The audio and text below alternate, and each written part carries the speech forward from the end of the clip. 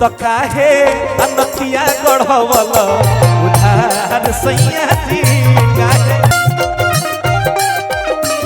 हजारों हजार रुपए का पुरस्कार कहेला कि हेने आव कहली। पुरस्कार बड़का भैया की तरफ से बार बार प्रणाम बा। अतने ना कहती औरतिया यदि करत होइब हमारा से प्यार राजा जी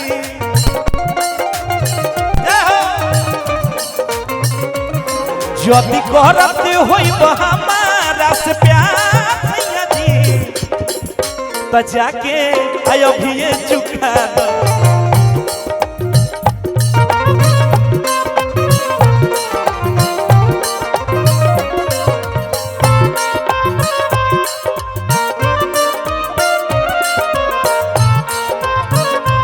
अच्छा हरिंदर चाचा जी की तरफ से डुमरी निवासी शेरे बिहार का प्रसार बार बार प्रणाम हमनी के आशीर्वाद हर एक कलाकार के रूप की तरफ से बनेला।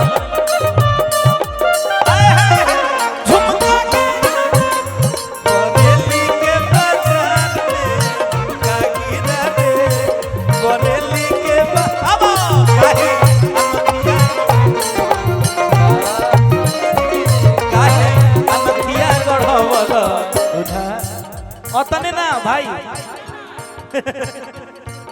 कि तुझको ना देखूं तो जी घबराता है, तुझको ना देखूं तो जी घबराता है, देख के तुझको दिल को मेरे चैन आता है, देख के तुझको दिल को मेरे चैन आता है, काहे अनथिया गढ़वल उधार सैया जी काहे अनथिया गढ़वल।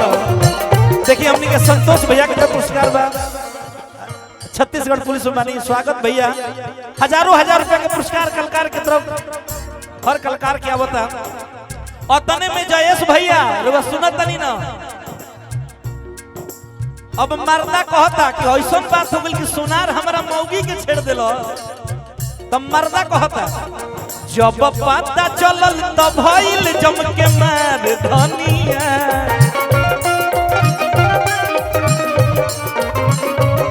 जब पता चलल तब भइल जम के मार धनिया।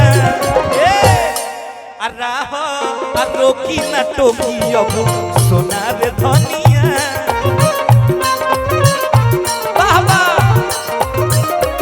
राहो रोकी न टोकी अब सोनार धनिया। अतने ना मनावत मर्दा औरतिया से कहता तुहरे नाम में कहत कदी पूरा बाजार रनिया,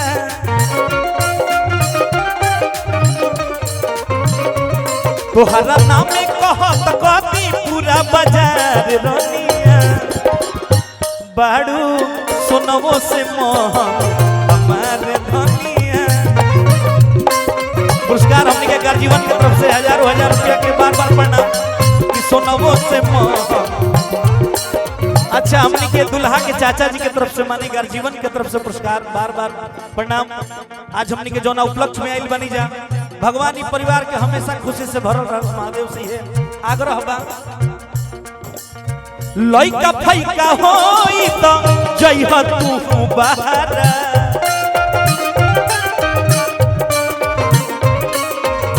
तब नहीं ससुरा में बाउर लगी हमारा।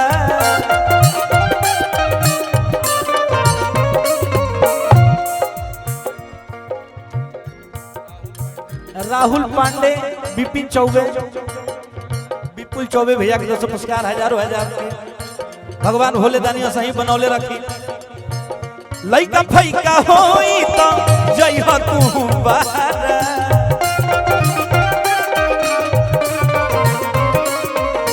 तब नहीं ससुरा में बाउर लगी हमारा।